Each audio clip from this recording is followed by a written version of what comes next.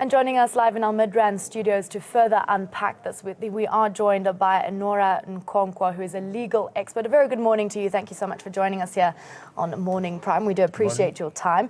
Any expectations for today? Let's first start off there. Expectations from the DA in terms of the outcome of the application? Well, the matter is already before the Labour Court. The Labour Relations Act set up the CCMA and also the Labour Court and the Labour Court of Appeal to listen to these issues. So if DA is taking an urgent application to the High Court to prevent that, I think is a bit premature since they're jumping the gun, pending the outcome of the Labour Court hearing. Then based on that, we will see what happens, because I don't see how a judge will give a ruling on a matter that is yet to be decided.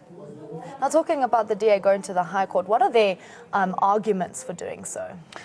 Basically, their heads of argument should be based on factual as well as legal basis for that.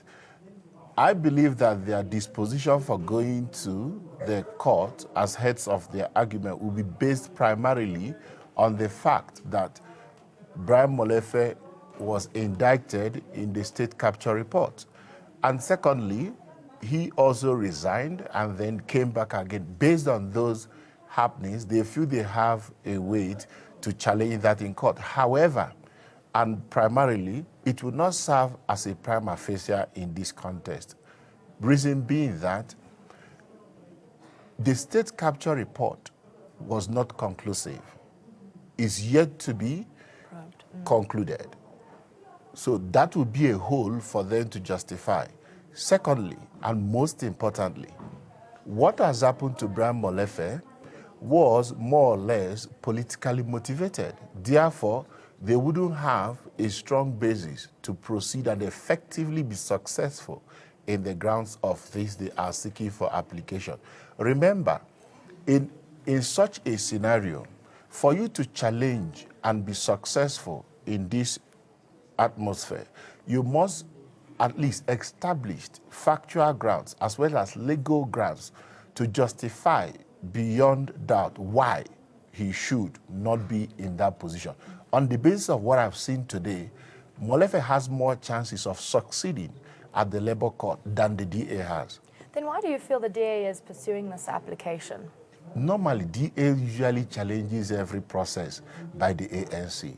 It's all about the election that is upcoming. If you look at what's going on, there has been an audit report on the Treasury for the past a week plus now, and yet I haven't seen DA file an application urgently to subpoena the Treasury. Okay, so it's mostly politically motivated because of the upcoming elections.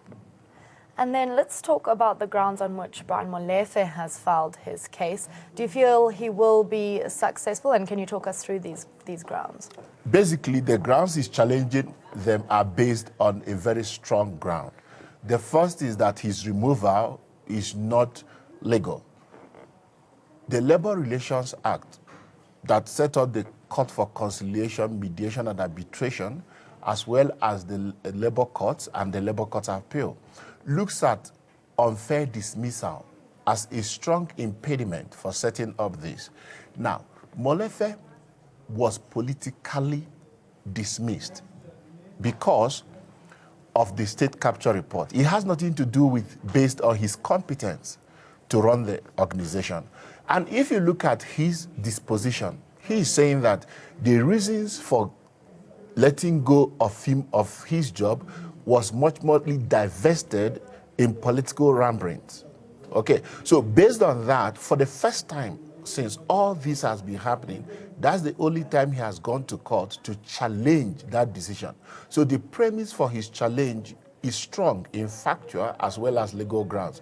The grounds for dismissal should be based on incompetence, negligence, and not meeting his slated levels of agreement to the all stakeholders. In fact, he has surpassed each and every one of it, and which even the minister, even all the inquiries that sat, even the NEC MEC, agreed to. Now, they are saying that because of a capture report, he resigned from his job. Now the board saw it fit and brought him back.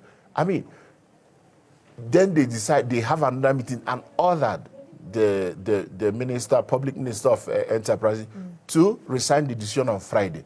If I were in his shoes, I would still do the same thing. So you feel he will be successful in this application? I believe he will be successful. And then where will this leave him in terms of his position of it in Eskom? There are 2 or 3 most likely things that will happen. Let's look at Sheikh Mashaba versus Safa. Let's look at the Pitso Mosimane versus Safa. These people were unlawfully removed. They challenged the dismissal and they were settled. Okay, most things might still happen. Okay, it's on a case-to-case scenario.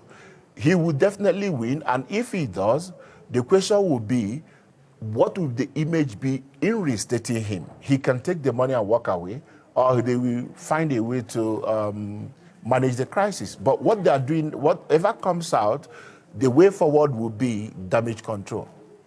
Mr. Okonkwo, thank you so much for your time here. We really do appreciate it. Thank you so much. Talking there about that fact that the Democratic Alliance's application to review Brian Molefe's reappointment to Eskom will be heard in the North Gauteng